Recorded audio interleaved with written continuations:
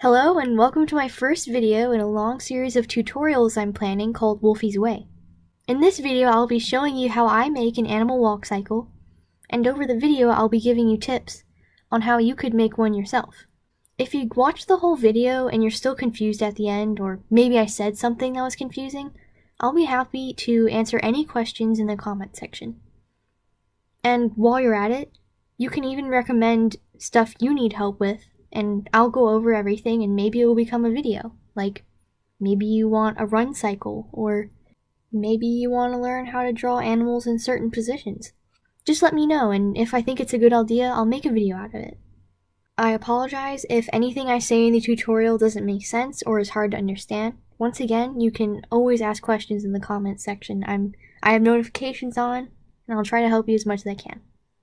Now that said, let's begin the tutorial. The first thing you should do in a walk cycle is draw the four main steps in the loop, as shown here. It's basically two positions that have been reversed onto the other legs, so once you get the first two done, the other two are pretty easy. One thing you could do to make your animation neater is draw out straight lines for the ground, specifically where the character's paws touch it evenly. I would keep these lines on a separate layer in the background so it doesn't interfere with your work. This really helps make the character's steps look refined and even. Another thing that helps keep the line work neat is drawing the head, body, and tail on a separate layer from the legs. Even separating the legs in the front view from the ones in the back would be great, but it really depends on how many layers your animation software gives you. I use Autodesk Sketchbook to animate, and it offers 3 layers, those being foreground, midground, and background. I wish that it offered more, but 3 is enough to get the job done. As you start drawing more frames, I recommend that you keep your focus on animating the legs. I find that animating the tail, head, and back at the same time as the legs makes it more difficult, so I don't animate them until the legs are completed. I'll go over how to animate the tail and head a little later in the video. For now though, just make sure that your legs don't change in shape too much while moving into different positions. You don't want your character's limbs to grow or shrink in size during the loop, so make sure that you look over every frame and watch the animation a lot while you work.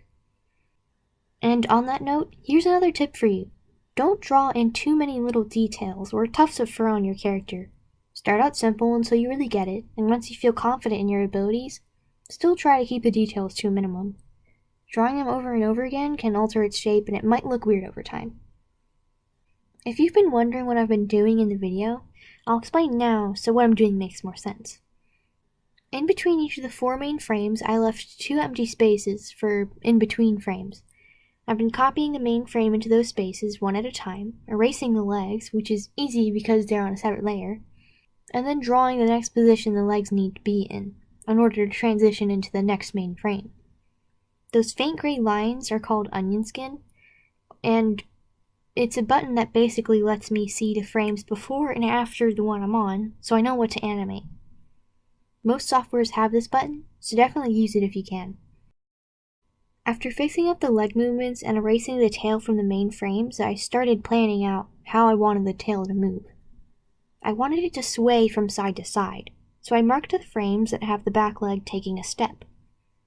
If you're wondering why, it's because the tail should normally sway toward the back leg that is taking a step forward, then to the other.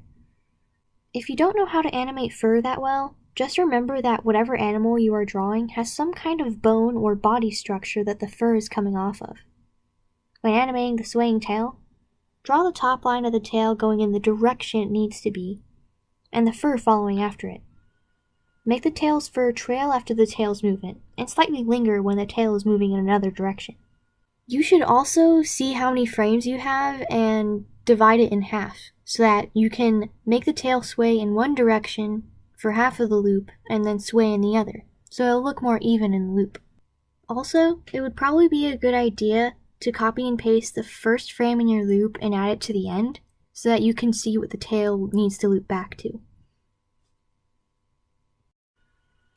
So now that I've finished the tail, I can go over how to animate the head and back. In the video I'm erasing all the heads and backs so that I can redraw it all and animate it. When an animal like a dog is walking, their head may sway slightly towards the front leg that is taking the step forward, much like how the tail did. You don't have to do this in walk cycles, but it might be fun for you to try. To show the head leaning more on one side than the other, I'm going to change the size and position of its ears and snout. That may not make sense to you right now, but in the finished animation of the loop, you'll be able to see that the head is moving from side to side a little bit. I'll even exaggerate it a little so you can see what I'm talking about. After the head, I animate the animal's neck. My character here has a lot of fluff on its neck, which is kind of my style. So I'm going to make it blow around a little bit, just to show that the character is moving forward and maybe there's some wind resistance. You may not need any tips on fur, depending on what your style is and if you make your animals fluffy, but if you do plan on animating fur, just remember what I said for the tail. Similar tips apply for this part of the loop as well. Now for the back, I do have some tips, but I can't animate it very well myself yet. What you're going to do is draw the back depending on what legs are connected to the ground. If the front leg is on the ground and the back leg isn't yet, the line of the back should be higher near the shoulder blade and lower near the back leg. Vice versa for opposite legs. I recommend that you don't draw any fluff along the back until you really know how to animate its movement. Later in the video, you can see that I had to erase the tuft of fur and make a smoother back so that I could actually complete the animation. Before the video ends, I have one last tip for you.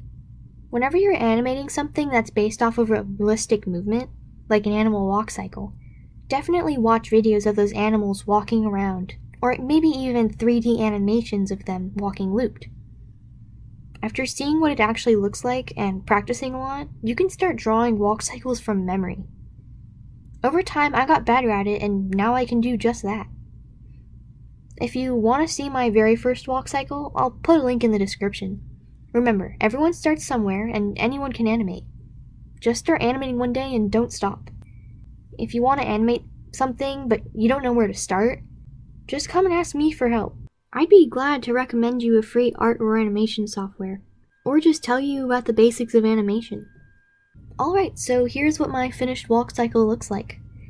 I still have a lot of things that I need to improve on when making walk cycles, but I at least hope that my tips can help you while you're making yours.